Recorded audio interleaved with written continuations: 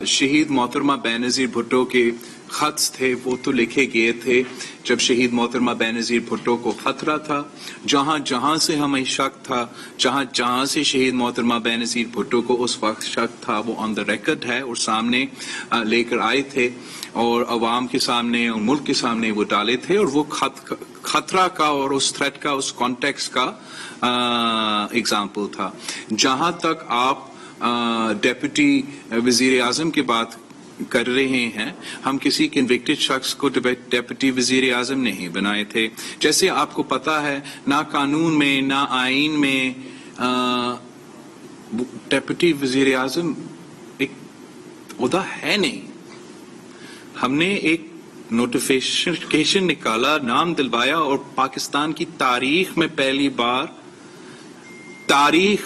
बार जमहूरी पार्लियामान ने ना सिर्फ अपना मुद्दत पूरी की मगर वो आइन का बहाली किया जिसके लिए शहीद जुल्फिकार अली भुट्टो ने अपना जान को कुर्बानी दी, जिसके लिए पाकिस्तान पीपल्स पार्टी के हर कारकुन ने जान कर कुर्बानी दी और जिसके लिए शहीद मोहतरमा बेनज़ीर भुट्टो ने शहादत कबूल की। तो हमने जमहूरियत की बहाली के लिए, जमहूरियत की रेस्टोरेशन के लिए काफी कुछ बर्दाश्त किया। हमने MQM के साथ भी बैठे, हम PMLF के साथ भी बैठे, हम मुस्लिम लीग के साथ भी बैठे।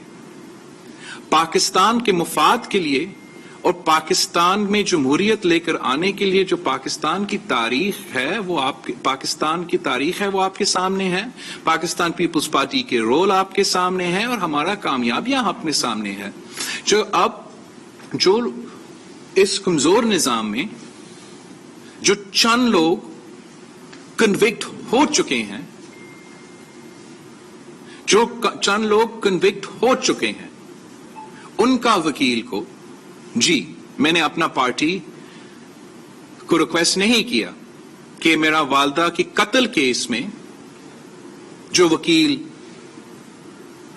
कन्विक्टेड ऑफिसरान का वकालत करता है, नहीं जी मैंने उनका वोट नहीं दिया और ना मैंने उनको अपना लीडर ऑफ द ऑपोजिशन कबूल किया। आपका ये सवाल दूसरों से पूछने तो बनता है कि अगर आप बिलावल भुट्टो जरदारी का इत्तेहादी हो तो आपका ज़हन में ये आइडिया कैसे आया कि आप शहीद मोहतरमा बेनज़ीर भुट्टो का कत्ल केस में जो इन्वॉल्व लॉयर है आप उसको सेनेटर भी बनाएंगे? आपका ज़हन में ये आइडिया ऐसे कैसे आया कि आप शहीद मोहतरमा बेनज़ीर भुट्टो में कत्ल केस पे जो मार्च 8 की पेशी पे ये वकला था शहीद मोहतरमा बेनज़ीर भुट्टो के कत्ल केस में। आज भी है। मेरा जो शहीद मोहतरमा बेनज़ीर भुट्टो के कत्ल केस का लॉयर लतीफ खोसा साहब है, तो ये एक बड़ा प्रोवोकेटिव स्टेप है। मेरे ख्याल में यहाँ मीडिया में जो हमारे दोस्त बैठे हैं, आप में से शायद कोई, मैं नहीं चाहता हूं कि कोई ऐसा हो जिसकी वालदा कत्ल हुआ और जिसकी केस 10 साल बाद, 12 साल बाद आज तक पाकिस्तान की अदालतों में अभी तक चल रहा है और आप उन लोगों को आपके दोस्त में नहीं गिनते, आपके इत्तेहादियों में आप उनको नहीं गिनते कि अगर वो शहीद बीबी का कत्ल केस के वकील को ना सिर्फ सेनेटर, फिर चाहते हैं कि ये जो पूरा पाकिस्तान पीपल्स पार्टी का क़यादत है, जो साबिक चेयरमैन सेनेट है, नाइक साहब नहीं है, वो भी साबिक चेयरमैन सेनेट है, जो साबिक वजीर आजम है, वो मेजॉरिटी में होते हुए इस वकील के पीछे खड़े रहे। मैं समझता हूं कि वो भी एक प्रोवोकेटिव, अनरीजनेबल स्टेप था। जिसके सीने में दिल नहीं है वो ये फैसले ले सकते हैं और फिर वो ये फैसले जबरदस्ती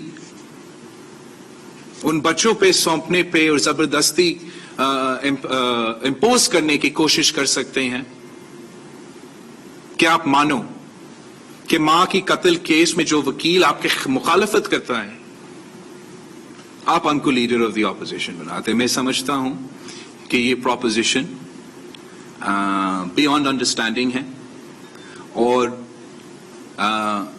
उसी प्रोवोकेटिव स्टेप्स में देखे जाते हैं जिससे ऑपोजिशन का ऑपोजिशन किया जा रहा था, PTI की नहीं। Kamran Geo TV. شہباز صاحب یہ بتائیے گا کہ اب یہ تو آپ نے آج سارے اپنے تحفظات کا اظہار کیا پیپلز پارٹی کی سی سی نے مسلم لیگ نون سے متعلق بھی اور جے وائی ایف سے متعلق بھی, تو اب پی ڈی ایم کا مستقبل کیا ہے؟ جو اس سے پہلے انہوں نے سوال کیا تھا کیا پیپلز پارٹی اور A N P P D M کا حصہ رہے گی یا آپ پی ڈی ایم کے اندر ہی رہ کر؟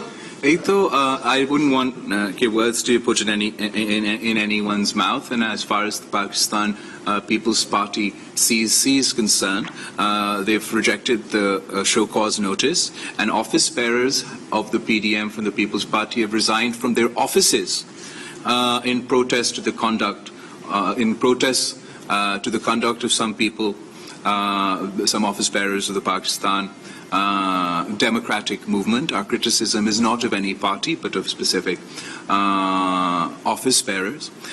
جہاں تک پی ڈی ایم ہے تو پی ڈی ایم میں نے بنایا ہے, پی ڈی ایم کی بنیاد میں نے رکھا ہے. اے این پی اور پاکستان پیپلز پارٹی کے بغیر یہ پی ڈی ایم نہیں ہوگا, پاکستان استیف و اتحاد ہوگا. اور میں نہیں سمجھتا ہوں کہ وہ جمہوریت کے لیے یا اپوزیشن کے مفاد کے لیے ایک قدم ہوگا.